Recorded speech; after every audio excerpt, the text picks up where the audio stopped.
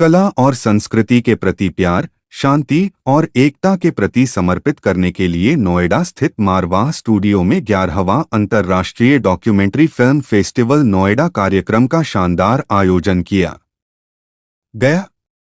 दीप प्रज्वलन और गणेश वंदना के साथ कार्यक्रम की शुरुआत की गई। कार्यक्रम में डॉ Sandeep Marwah, president ICME and chancellor AFT university of media and arts Capaya Rodriguez Gonzalez, ambassador of Venezuela to India Mike Berry, film maker Acha Sharma, film maker और motivational speaker Anwar Jamal, film maker Sushil Bharti, director broadcasting मौजूद रहे। कार्यक्रम में पुष्पगुच्छ भेंट कर अतिथिगण का स्वागत किया गया।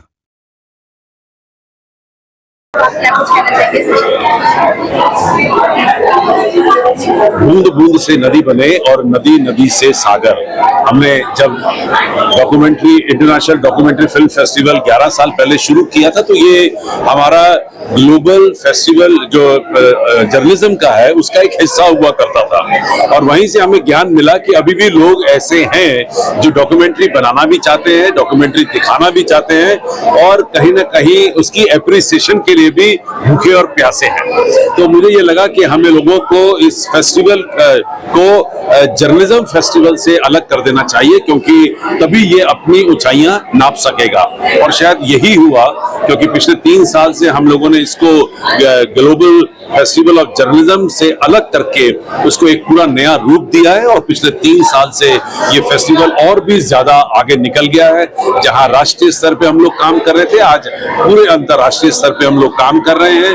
84 फिल्में इस बार हमें देश भर और दुनिया भर से मिली हैं।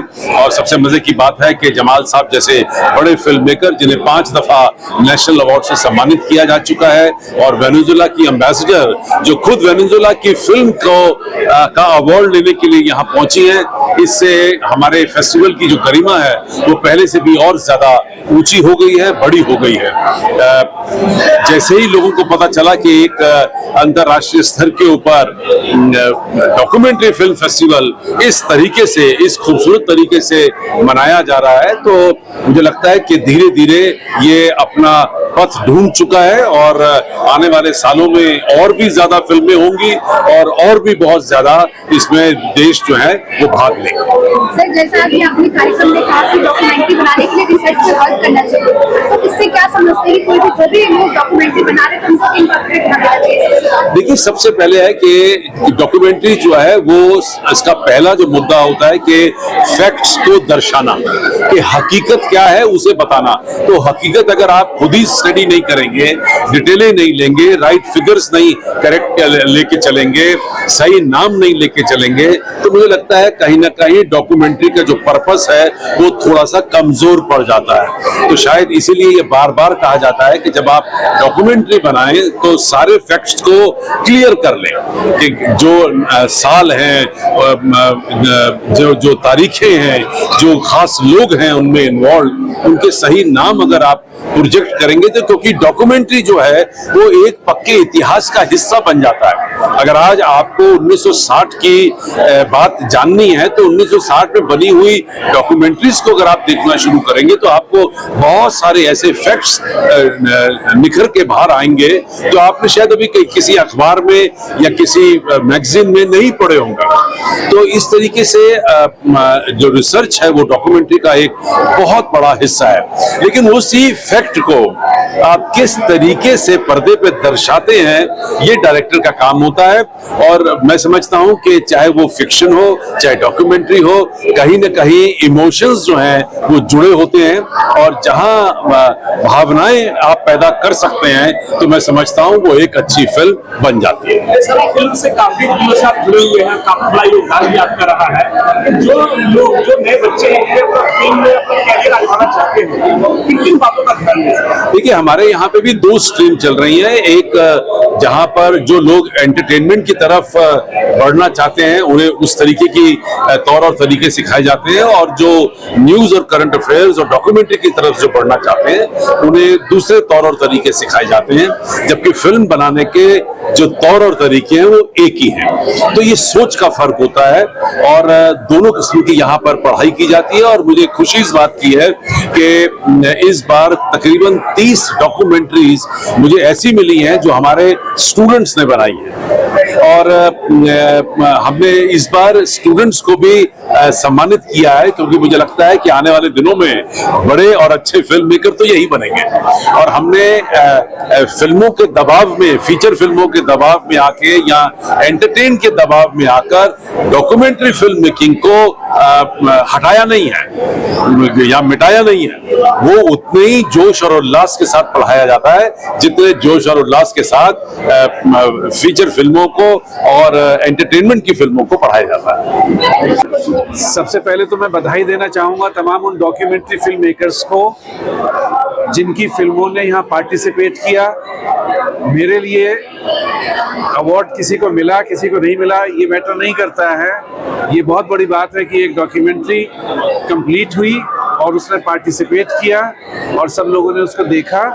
जिनको अवार्ड मिला, अवार्ड मिलना जो होता है वो एक तरह का अचीवमेंट होता है, वो इस पर निर्भर करता है कि ज्यूरी कैसी है, और ज्यूरी ने उसको इस लायक समझा। जिनको अवार्ड मिला उनको बहुत बहुत बधाई।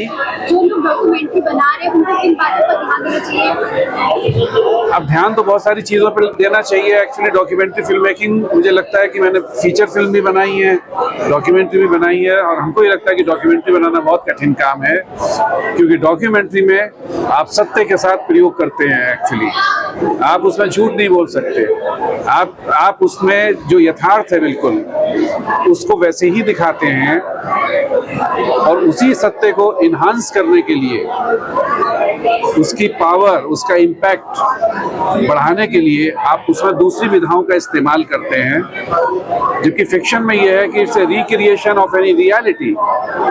तो हमको लगता है कि डॉक्यूमेंट्री बहुत कठिन काम है, और उसको बनाते समय आपको हर समय सचेत रहना है। पहली चीज सचेत इस अर्थ में कि चीजें मेरे इस टाइम की जो है, मेरे कैमरा में जो दिख रहा है वो चीजें छूट ना जाएं।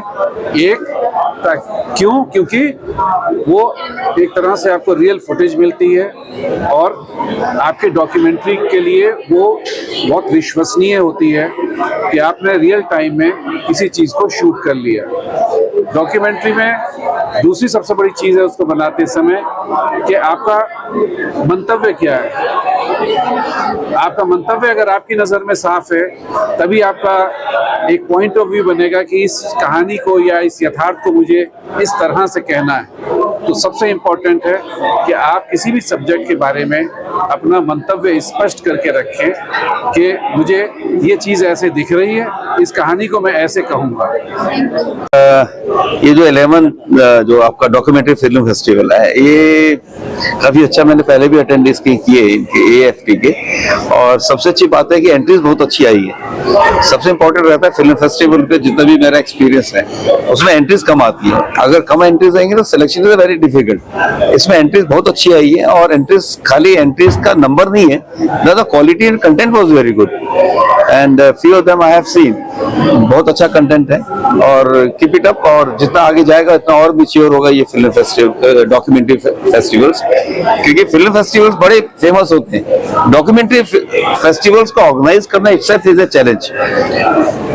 जो लोग डॉक्यूमेंट्री बना रहे हैं उनके लिए क्या मैसेज देना चाहिए, उनको किन बातों का ध्यान रखना चाहिए? देखिए, डॉक्यूमेंट्री मेकर को सबसे पहले तो ये देखना चाहिए कॉपी कैट नहीं होना चाहिए। जो आपने फीचर फिल्म्स होती है कॉपी कैट होती है, एक ने बनाई चलो उसके एक सब्जेक्ट लिया बना लिया। डॉक्यूमेंट्री मेकर को कभी भी एक तो कॉपी कैट नहीं होना चाहिए, एक उसका ओरिजिनल होना चाहिए डॉक्यूमेंट्री मेकर्स के लिए, और उसको उसमें पैशन होना चाहिए, नॉलेज होनी चाहिए। ये नहीं कि कैमरा उठाए और चले गए, पहले उसकी नॉलेज गैदर करो, उसका एक कंटेंट करो। देखिए, पूरी लाइफ में स्टोरी हर जगह पे होती है। अगर आप खाना भी खाते उसमें भी एक स्टोरी होती है। ऐसे डॉक्यूमेंट्री मेकर को भी ये चाहिए कि उसकी एक स्टोरी लाइन डेवलप करे, उस स्टोरी लाइन के अकॉर्डिंग भी चले। डॉक्यूमेंट्री कभी वेब सीरीज की जगह ले पाएगी? देखिए, वेब सीरीज डॉक्यूमेंट्री में भी होती है।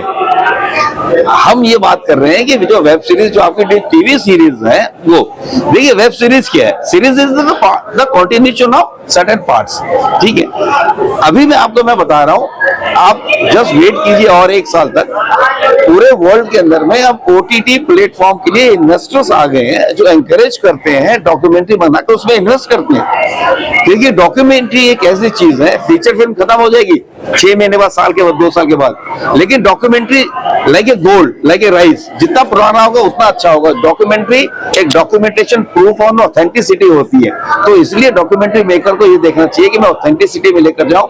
और आने वाले वक्त में, जब तक डिस्कवरी इंडिया नहीं आया था, लोगों को डॉक्यूमेंट्री का मतलब पता नहीं था। डॉक्यूमेंट्री बनाने वाला कहता था ये बेकार है, टाइम बर्बाद करता है, इसके बाद कुछ नहीं है। लेकिन डिस्कवरी आने के बाद में एक नया फेस आ गया डॉक्यूमेंट्रीज का। और जब से OTT प्लेटफॉर्म्स हैं, because I am dealing with OTT, I am consulted with lot of OTT platforms, मैंने ये देखा कि अब डॉक्यूमेंट्री की लाइफ आ गई है। People they want to watch the documentary, they get the inspiration from the documentary, they get the motivation from the documentary makers. Thank you sir. Festival था, इसके बारे में क्या कुछ कहना चाहेंगे आप? बहुत अच्छा था। It was a very inspiring for all filmmakers also. All the people who were present. It was very. थोड़ा सा तेज बोलिए ना। अच्छा, दोबारा बोलो। It was a great platform to see the new children's work. The students were very inspiring. Everybody had a great time watching them, and the themes were new. We saw some international films also. The children were very positive, and I wish the students great luck in their work. And what I'll say is that you should be very confident in whatever you are doing. The children they have made great films, so all the best to them. Thank you.